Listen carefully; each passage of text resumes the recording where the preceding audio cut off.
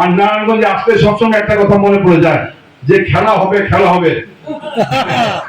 অনেকে বলতো না খেলা হবে খেলা হবে, কিন্তু বোরকা পরলে খেলা হয় এটা আমি জানতাম না। বোরকা পরে খেলা হয় তাই না? বোরকা পরে কি খেলা হয়? আমরা কিন্তু বোরকা পরে খেলোয়াড় না, আমরা বোরকা ছাড়া খেলোয়াড়। এই নারায়ণগঞ্জে সবাই অনেকে খেলার কথা বলে বোরকা পরে পালিয়ে গেছে না?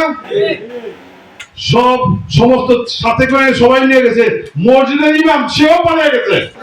এই হচ্ছে খেলোয়াড়। আজকে যে গত 17 বছর যে নির্যাতন নিপীড়ন করেছে, আজকের এই সভা থেকে বলতে চাই প্রত্যেকের বিচার বাংলাদেশে আইনের মাধ্যমে হবে ইনশাআল্লাহ। আমরা আইনের মাধ্যমে প্রত্যেকের বিচার বাংলাদেশে আমরা আদায় করে ছাড়বো, আইন নিজে হাতে তুলে নেব না। আমরা সেই অপেক্ষায় থাকবো। দেশনেত্রী বেগম খালেদা জিয়া চিকিৎসা শেষে আল্লাহর অশেষ রহমতে আমাদের কাছে ফিরে এসেছেন।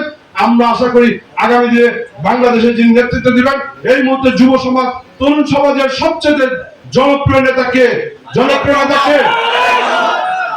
তারেক রহমান।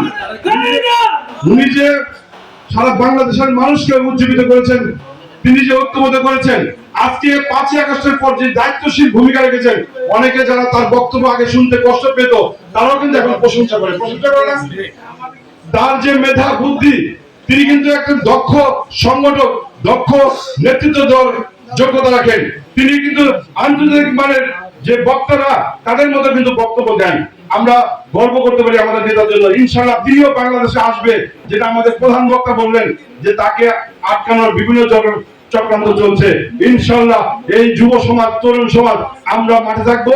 জনাব তারেক রহমান বাংলাদেশে যেদিন আসবে সেদিন বাংলাদেশের মানুষ তাকে ভালোবাসায় শিক্ষিত করবে, যেমনি বেগম খালেদা জিয়াকে শিক্ষিত করেছে। আমরা ঢাকা বিভাগে যে প্রোগ্রামটা হবে, এখানে কিন্তু আপনাদের পাশে বিএনপি নেতৃবৃন্দ সার্বিক সহায়তা করবে। শুধু সহযোগিতা না, আমি বিশ্বাস করি সেই প্রোগ্রামে তারা সশরীরে উপস্থিত থাকবেন। সেই জন্য আপনারা আমাদের যে নেতৃবৃন্দ আছে, বিশেষ করে নারায়ণগঞ্জের যারা নেতৃবৃন্দ আছে তাদের সহযোগিতা নেবেন। বিশেষ করে আমাদের বিজ্ঞ আমাদের জেলা বিএনপির সাবেক সভাপতি, আমাদের বারবার সংসদ সদস্য মোহাম্মদ গিয়াসউদ্দিন ভাই, উনার সহযোগিতা আপনারা নেবেন। আমাদের জেলা বিএনপির আহ্বায়ক মামুন মাহমুদ অধ্যক্ষ, উনি আপনাদেরকে সহায়তা করবেন। সিনিয়র যুগ্ম আহ্বায়ক বিশিষ্ট ব্যবসায়ী দীপু ভূঁইয়া, উনি আপনাদের সহায়তা করবেন। কাজী মনির, উনি আপনাদেরকে সহায়তা করবেন। বিশিষ্ট ব্যবসায়ী এবং সহসাংগঠনিক সম্পাদক ঢাকা বিভাগের নজরুল ইসলাম আজাদ, উনি আপনাদেরকে সহায়তা করবেন। এবং আজকে এই সোনাগাঁয়ে আমরা যেখানে প্রোগ্রাম করছি, আজহারুল ইসলাম মান্নান সাহেব, উনিও আপনাদেরকে সহায়তা করবেন। মোহাম্মদ রাজীব, নারায়ণগঞ্জ জেলা বিএনপির যুগ্ম আহ্বায়ক সহ সকলেই কিন্তু আপনাদেরকে সহায়তা করবেন। এবং এটা কিন্তু প্রথমেই আমরা বলেছি যে এটার গুরুত্ব কিন্তু অনেক বেশি।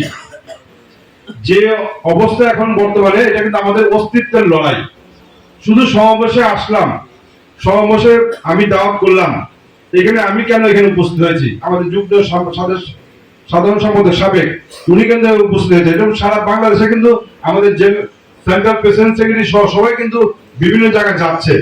এটা গুরুত্ব বেশি থেকে তো যাচ্ছে, তাই না? আমরা বলে দিলে আপনারা চলে যেতেন।